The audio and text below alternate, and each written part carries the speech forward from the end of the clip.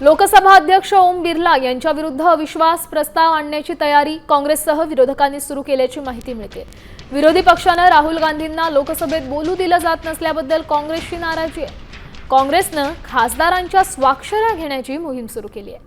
आज सभागृहात जर विरोधी पक्ष नेत्यांना बोलण्यास परवानगी दिली नाही तर अविश्वास प्रस्तावाचा विचारही केला जाऊ शकतो असं समजतंय।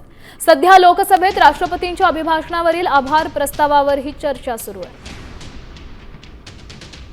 दरम्यान यावर ठाकरे सेनेचे खासदार संजय राऊत काय म्हणाले ऐकूया।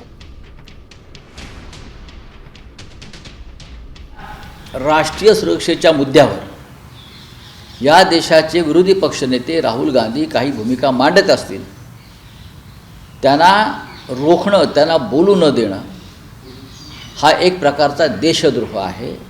ओम बिर्ला यांच्या विरोधामध्ये अविश्वासाचा ठराव विरोधी पक्ष आणेल। आज त्या संदर्भातली नोटीस देण्यात येईल।